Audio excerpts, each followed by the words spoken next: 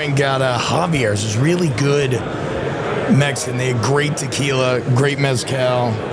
I don't even remember what I ordered because I panic order. Like, because the guy came to me, and I was like, okay, yeah, come back. I haven't looked at, like, come back around the table. And I just completely forgot to look right after I said that. Oh, they took us to kind of a fancy pizza place. And I was just like, oh, this. I didn't recognize half the words, you know? So it's just like, I'll have what he's having kind of situation. Uh-oh. Here comes Roush. He needs to know. You got bumped. It's his fault. It's my fault, dude. It Snaps. I know Snaps was late, dude. My bad. I was late uploading it. Can you pick a different time? I mean, we can just go. How long? Yeah, how long do we need to be quick? It's quick. That's my fault, boys. I apologize. Okay. We know him well. We can get him anytime. Okay. Well, Mike, you get me anytime too, dude. Just hit me up. We're at SEC Media Days. We're here with the man with the smallest ankles at this event, T-Bob Herbert. Wait, hold on. I'm used to... What's up with your tiny ankles? I'm used to small or is it feet? Hands and feet. Yeah, there you go. I don't think I've ever heard of these being accused of being tiny. If the camera can see these ankles, these things are thick. Also, I wear a size 13. Okay? Shane said... It's not small. I got a 9-inch hand. You know who else does? Joe Burrow. Is that right? Yeah, on the dot. You know who's 9 1/4? Patrick Mahomes. Okay?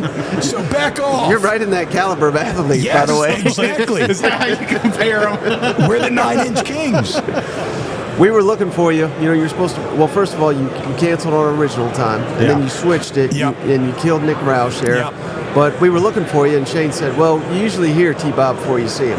Yeah, that's probably fair. Volume control's not one of my strengths. No, I was I did a weird, like, I've actually, it's been weird. We've been here this whole time, and I feel like I've been struggling to find my creative muse, my energy. I just haven't. I feel like I haven't had it this week, and I've been struggling to figure out what to do with Snaps, and finally found it. It did like a little clip show. It was fun, but everything was just delayed in getting out. So I just went and uploaded it like a second ago. So that's why I'm running a little late. No worries. We have an ongoing bet. Is this T-Bob's last media days? No chance. No chance. Never. Is he going to get credentialed this year? No, I will always be at media days as long as they will have me. And thus far, I have not done anything.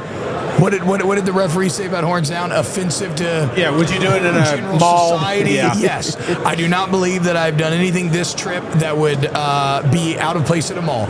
In fact, I even went on a shopping trip to a mall with Billy Lucci, which I hadn't done in forever. And like, the mall had people in it and thriving stores, and it just depresses me like it does every time I leave Louisiana and go somewhere with a functioning state economy. So it's that was fun, but also kind of saddening. So what's it like going out with Billy Lucci? Because he'll hang out with us here, but post after the thing, he wants nothing to do with us. I don't know, dude. I'm like in the mid-tier Lucci crowd. Okay. Like, I didn't get the All-Star game invite, but like I do get like the dinner invite every now and then. Yeah. So I'm not. I can't speak to the innermost inner circle. But no, I love Billy. He's actually the one that took me shopping. We went on a shopping date. It was nice. He's like a stylist, and he was like teaching me things. Nice. But no, Billy, I mean, I'll tell you this. I've never seen a phone blow up with as constant of a stream of interesting information that everybody would actually want to know as Billy Lucci's phone. Oh, yeah. Like, that motherfucker is getting hit up 24/7 with just like college football news, like goss all the time, dude. It's insane. He needs to cover more than the Aggies, I think. I think that would be a good, like you said, the gossip. He knows all. He knows all the dirt. He could be TMZ of the SEC. He could be really Gossip Girl. He could be Gossip Girl of the SEC. That way he could stay anonymous. XOXO. He's like our local beautician. You know, you go tell you who's in the town. You know, so. Everybody opens up to him. Is this the first time we could say LSU's got a better coach than Alabama since 2 decades, what have you? Or would you even go that far? I mean, resume, yes, but he's been at it longer. I mean, but I don't know, man. I don't think that I see any like clear-cut Brian Kelly's better than Kalen DeBoer. I mean, I view them as the same tier coach. I think they're both tier 1 coaches. Maybe at that point you make Kirby like tier S, like S tier, like maybe like right above everybody else. But yeah, like I think I don't. I mean, all Kalen DeBoer's done. Kalen DeBoer, I think Greg Sankey called him a statistical anomaly when introducing him, and I think he was talking about the 3 or 4 playoff games today. But I was thinking about how I mean, just his overall head coaching record, the record against the top 10 with teams that are generally were less talented than the ones that he was beating. Like, Kalen DeBoer was the guy that I feared most as soon as the Nick Saban news dropped. And to me, he's like such a nice guy, too. And he's like apparently so gracious with everybody and his time and everything. And so it to me, in my head, it's like if Luke Skywalker like took the hand of Vader and actually leaned into the Empire and was like, maybe I can rule this galaxy and make it a better place. Or like when Gandalf's like, I would take this ring and for a desire to do good, and through me it would wield a power more terrible than you could possibly imagine. And like along those lines, that's basically Kalen DeBoer. He was a good guy. I loved him, and now he's gone to the program that has caused me the most pain in my life. Well, I wanted to ask you, Will Campbell got the number 7. How about it? Shout out to the big boys. Let's go. Getting some love, right? Let's go. For those listeners, can you kind of talk about what that means in that program? Yeah, so it all goes back to like Matt Mock wearing 18 and 01. And then after him, it was Jacob Hester, then Richard Dixon, and then like it kind of happened organically where the number 18 took on a life of its own, and then from a marketing or team building, however you wanted to say, like the original perspective of kind of codifying it was, they made 18 in it like kind of a symbolic number that you give to the guy who most exemplifies the leadership that you want in a player, and work ethic, all of it, like the intangibles, all of it, right? And then 7 kind of came about in the same way, where you had Patrick Peterson wear 7, and he was incredible. Then you had Tyrann Mathieu wear 7, and he was incredible. Ali Highsmith before them was great in 7. They were all one and all dynamic playmakers, right?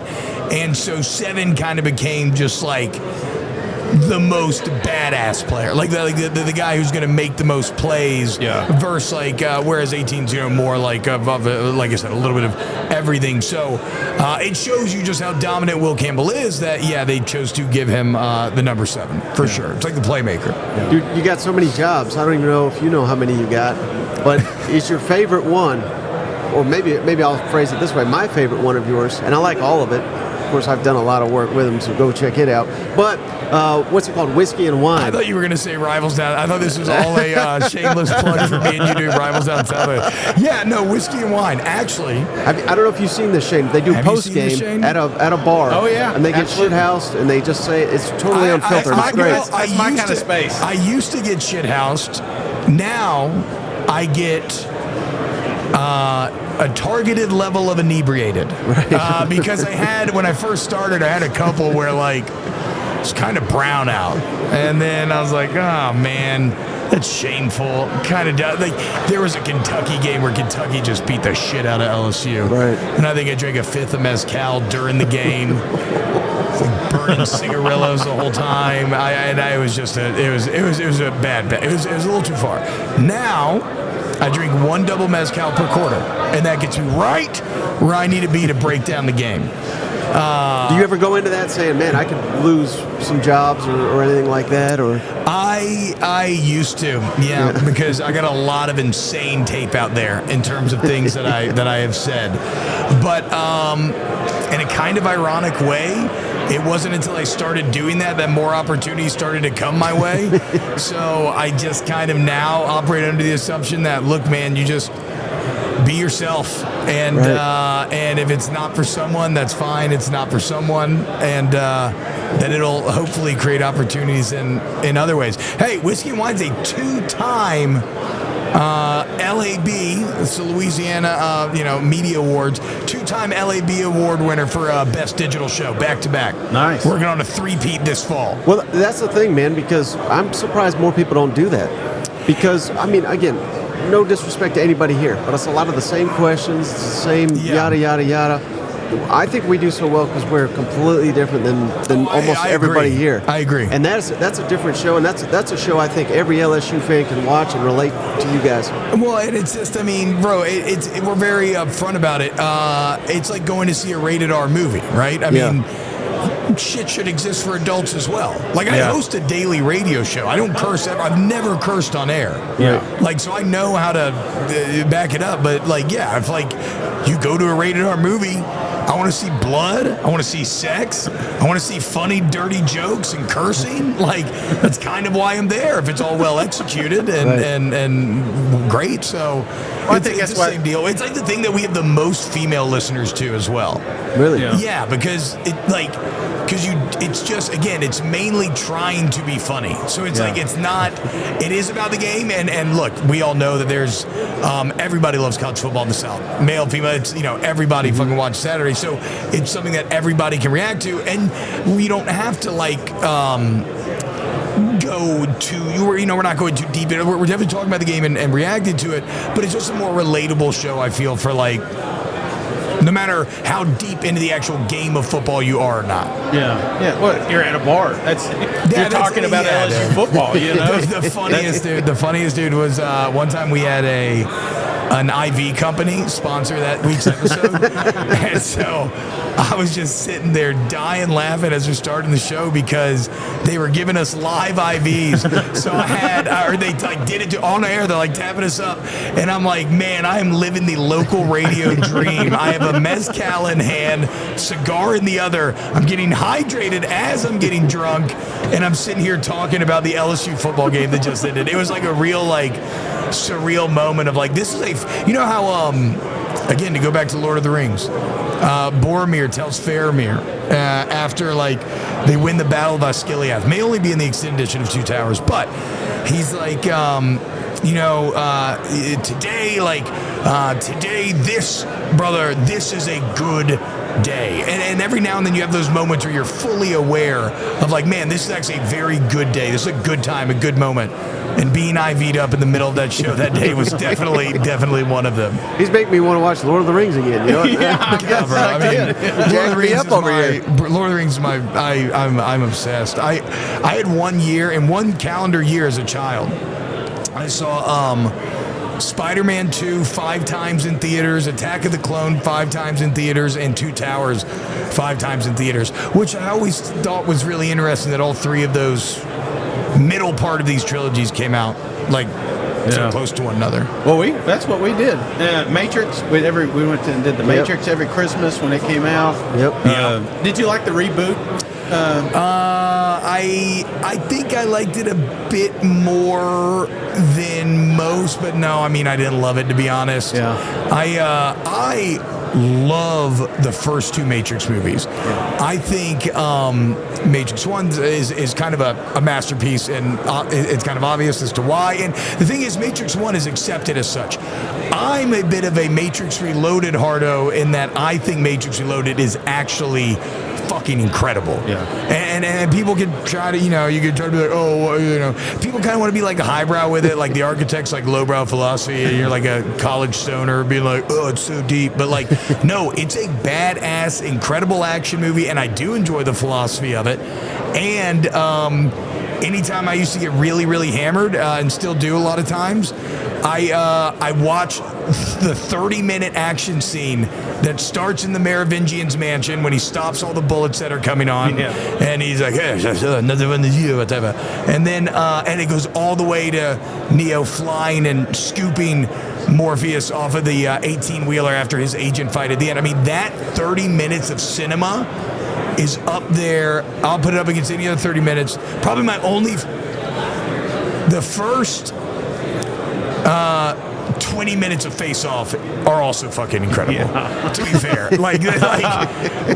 Back when movies are great, man. I don't know if there has ever been a better character introduction than Castor Troy. I want to take his face. Dude, I mean, him sitting there, I could eat a peach for hours. As he's talking to the flight attendant. He's like dressed as the priest, planting the bomb, and then like slapping the. It's just so unhinged. It's like Nick Cage distilled into his purest essence. So That's what was cool about working with T-Bob. You know, we'd talk, and then there'd be breaks, and then he'd be like, what movies you watch this weekend? What are you going to do this weekend? I got caught up to a lot of movies and shows that way. that's how we bonded. Where are we talking here? SEC football? I can't even remember. I can't. Yeah, I can don't swing remember. it back. Jaden Daniels was the one last year. Yeah. Neo. He was Neo. Yes, So, yes, Who's yes. the Neo this year in SEC? Actually, funnily enough, like every time you to me, elite quarterbacks really do feel like the Neo scene where he finally sees the Matrix for what it is. Yeah. Like when he sees the code. Like I always thought, like when Drew Brees looked at a defense pre-snap, he didn't see humans. He just saw all the little numbers moving around and knew exactly what everybody was going to do. Jaden Daniels, it seemed like he was that on the college level last year. I think Nuss is going to be fantastic, man. A lot of people keep asking about breakout or best quarterback. No one's talked about. Yeah. They all say Garrett. It's because okay, look, a very positive in the tantalizing glimpses that we've had of him. Even though it's not a high volume of play time, when he has played, it's gone very well. Even like a couple of years ago when he had to come in against UGA in like the SEC championship and actually put up some points and was moving the ball against that defense. And then like the bowl game, right? So in the bowl game, I don't really care that he threw for 395 and I think it was 3 touchdowns. Like that's awesome. But where I came away really bullish was the context of when those stats took place. Because they got down 14 early. They're down 14 in the second half. He got the ball back with 6 minutes left and 94 yards to go. And that LSU defense, he knows if we get stopped, game's over. Yeah. And he drove right down the field and fucking scored a game-winning touchdown. Down 6, they had to score a touchdown. And so, like, that showed me, okay, we'd always heard he had the nuts, and he was like a gunslinger, and it was more about I kind of had to just kind of maybe file some of that down a little bit. And so to watch him have the courage, because I think intangibles also mean as much as anything when it comes to quarterback play. And he, just in talking to him, listening to him talk, he seems to have a very kind of grounded sense of self, and he's a leader, and you can see the relationship that he has with the guys. And he bided his time and continued to get better and better and better. And like, look at what Carson Beck did, and look at how fantastic his year one was because of that. And then he has an offensive line, and he's going to have good weapons on the outside. And unlike last year, I don't know if you remember this, but Brian Kelly was kind of downplaying expectations after winning the West. Yep. I had him winning the national championship last year. That was one of my boldest takes. Well, I mean, the offense was good enough. But now coming in this year, Brian Kelly, confidence is high, and I've even heard some talk that the offense will be just as good. On that note, though, this is year 3 under Kelly. Yeah. We've always struggled on that first game. Florida State last 2 years. Now we got USC. How important is it for LSU just to kind of hit the ground running? Shane, very, very perceptive, because I've been calling it the most important game in Brian Kelly's tenure at LSU, without a doubt. I mean, the wild part is the last 2 years, you went 6-2 in the SEC. In my lifetime, or in the LSU Golden Age, if you want to say from like 2000 on, if you go 6-2 in the SEC, you're normally ending the season 10-2. Yeah. Because we haven't lost traditionally. Now it's been different recently with some of the out of conference losses, because that's probably basketball. It's 4 season openers in a row now.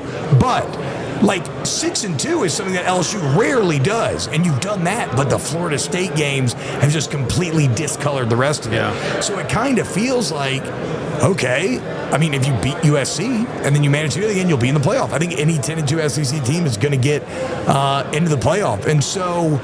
And then also, I think USC's in objectively worse shape. Yeah, I think they had a way worse year last year. And they try to get out of this thing. They try to get out of it for like 2 years. They have I think a worse roster as well. If you look at things like blue chip ratio and whatnot.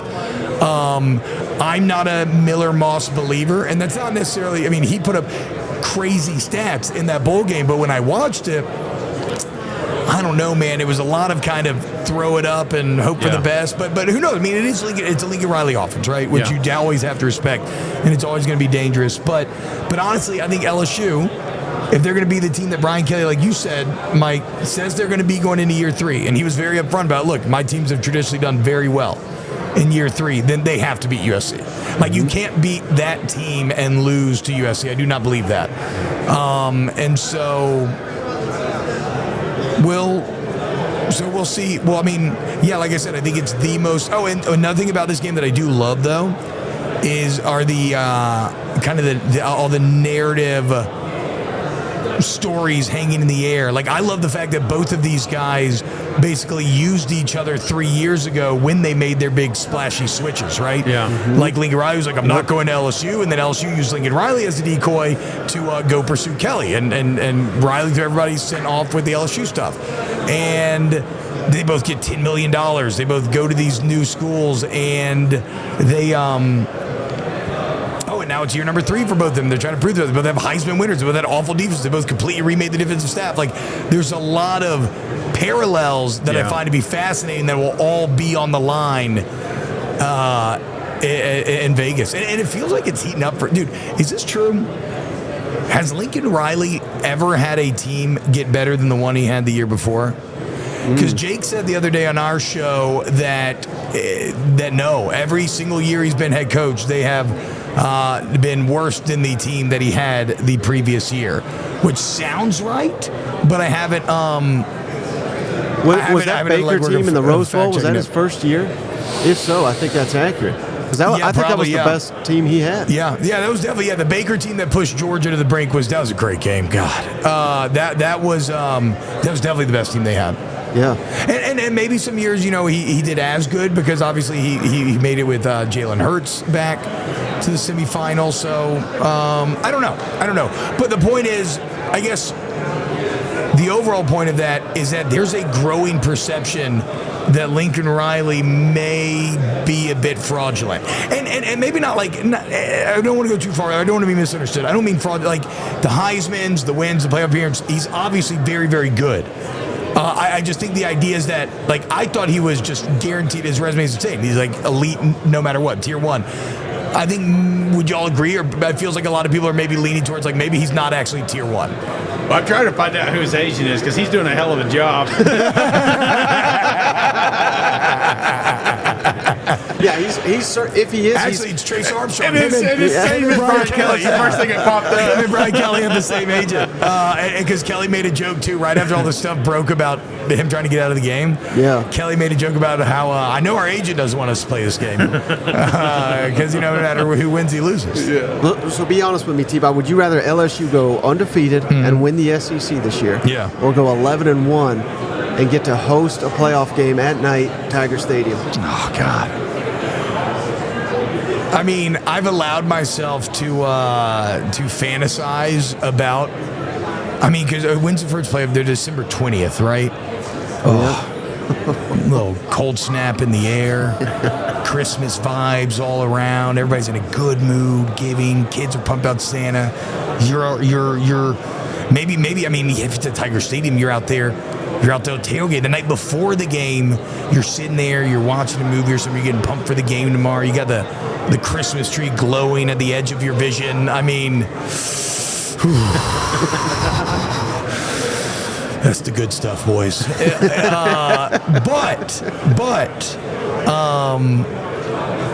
at the end of the day, an SEC championship is so badass. You got to go SEC championship. But I mean, all of that setting applies to even if there's not a home game. Like, let's say then on Saturday instead, if LSU's not there, I'm going to be on the couch, delicious alcohol in hand. Right. Again, Christmas tree at the edge of the vision, dog on the couch next to me somewhere laying down. And a college football playoff game with two badass teams and one of their home stadiums going to be on the TV. It's just like, I don't know, man. What a year. As they say on Face Off, no more drugs for that man. All right, I think that's a perfect place to end it there. T-Bob, before you go, can you tell our audience how can they follow you? How can they find your work? So at T-Bob53 on Twitter. I think my Instagram name is T-Bob J. Hebert. I don't know why I went so government on it, but really I want to push Snaps. That is our college football podcast. Me and Aaron Murray do. I'm trying to chase y'all, and it's youtube.com/snaps CFB_. It's very fun. It's R-rated, obviously. I've done at least one of them. They can go find it. Me and you chatting it up on there. Oh yeah. And so we've recently kind of gone independent with it as well. So just check it out. I think it's a very fun show. I think you'll enjoy it. Yeah, nice. Thank you, man. Thank you so much. Thank you, boys. That was awesome.